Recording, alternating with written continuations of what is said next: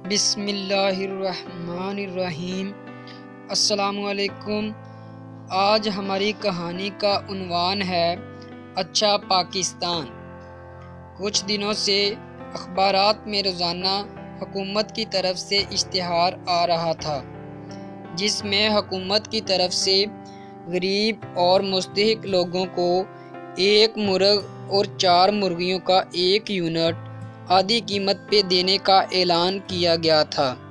سراج الدین کے ایک محلے دار سجاد نے اس کی توجہ اشتہار کی طرف دلائی اور کہا کہ اس کی واقفیت محکمہ لائف اسٹاک کے ایک افسر سے ہے، اگر وہ چاہے تو وہ اسے مرغیوں کا ایک یونٹ دلا سکتا ہے۔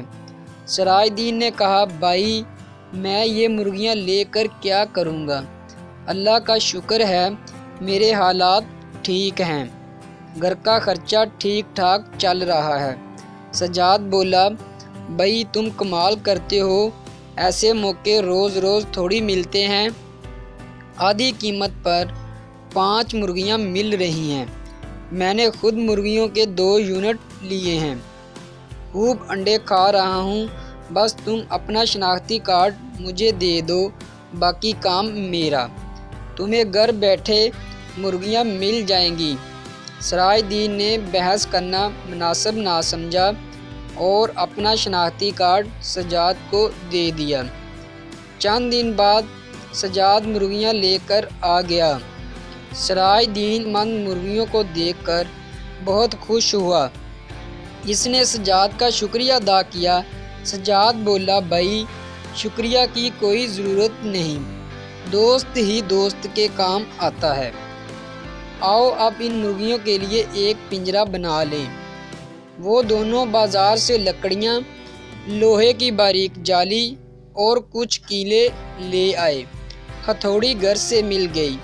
چند گھنٹوں میں مرغیوں کا پنجرہ بن گیا تو مرغیوں کو اس میں چھوڑ کر دانہ وغیرہ ڈال دیا۔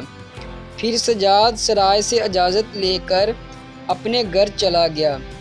کافی دنوں بعد سراج الدین کی سجاد سے راہ چلتے ملاقات ہو گئی۔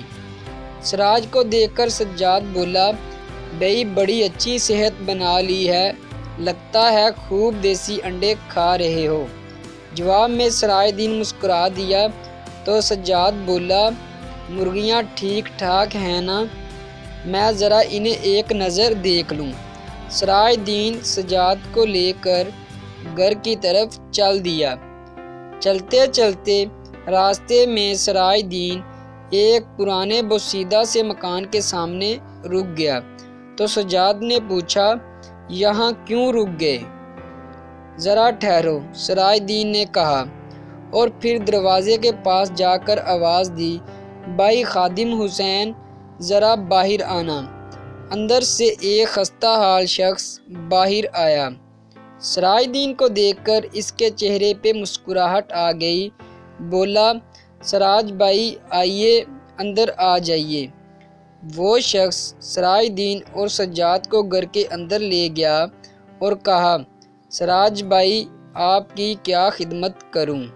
سراج نے کہا، خادم حسین تکلف کی کوئی ضرورت نہیں، بس میرے دوست کو وہ سب کچھ دکھا دو جو میں نے تمہیں چند دن پہلے دیا تھا۔ خادم حسین سراج الدین اور سجاد کو اپنے گھر کے پیچھے صحن میں لے گیا۔ سجاد یہ دیکھ کر حیران رہ گیا کہ یہ تو وہی مرغیاں تھیں جو اس نے سراج الدین کو دی تھی، پنجرے سمیت خادم حسین کے گھر موجود ہیں۔ سجاد نے سراج الدین کی طرف دیکھا اور حیرت سے پوچھا، سراج الدین یہ سب کیا ہے؟ سراج الدین نے کہا، بھائی سجاد بات یہ ہے کہ حکومت نے یہ اسکیم غریب اور مستحق لوگوں کے لیے بنائی ہے، ہمارے لیے نہیں۔ اگر ہم جیسے کھاتے پیتے لوگ ان غریب لوگوں کے حق پر ڈاکہ ڈالیں گے تو اچھا پاکستان کیسے بنے گا؟ سراج الدین کی بات سن کر سجاد پہ گڑھوں پانی پڑ گیا۔ وہ سر جھکا کر بولا، سراج بھائی تم نے میری آنکھیں کھول دی ہیں، اب میں سمجھ گیا سب کچھ ہونے کے باوجود میرا دل چین اور قرار سے کیوں محروم ہے؟ پھر سراج دین کا ہاتھ تھام کر بولا، سراج بھائی، میرے گھر میں بھی ایک امانت ہے، آؤ اسے حقدار تک پہنچا دیں۔ وہ دونوں ایک دوسرے کا ہاتھ تھامے سجاد کے گھر کی طرف چل دیے۔ تو آئیں آج ہم بھی سب مل کر یہ عہد کرتے ہیں کہ ہم اپنے آس پاس رہنے والے مستحق لوگوں کا خیال رکھیں گے اور ان کی مدد کریں گے۔ اللہ حافظ۔